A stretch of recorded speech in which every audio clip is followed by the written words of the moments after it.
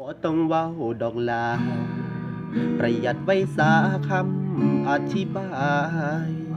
บ่ต้องบอกเหตุผลให้มากมายถ้าจุดหมายเจ้าคือจบเท่านั้น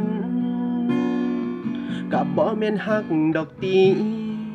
กับหลายปีที่เฮามีหยังกันเมื่อบ่มีเยื่อใยต่อความฝันก็ถึงวันอายต้องอกหัก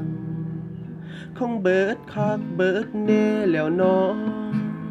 บ่มีทางไปต่อแล้วเนาะฮักเป็นย้อนหยังอายบ่อยากรู้จักแต่เสียใจคักเมื่อคิดทอดวันที่ผ่านมาเจ้าตัวว่าฮักอาย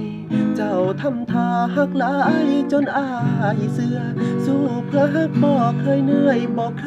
ยเบื่อก็เพื่อความฝันเพื่อคำสัญญานี่บอกคนว่าฮักอายบัดสิไปเว้าง่ายๆว่าจบนะ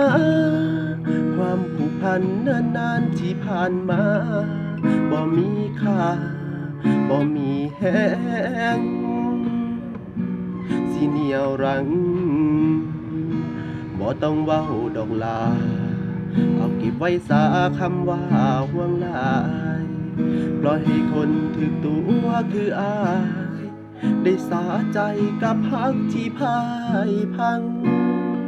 เวลาดีๆของชีวิตที่อายอุทิศเพื่อเฮาทุกอย่างระเบิดเวลาจะฝังไว้ที่ปลายทางคือฮักห่างๆโอ้ยมันเจ็บคัก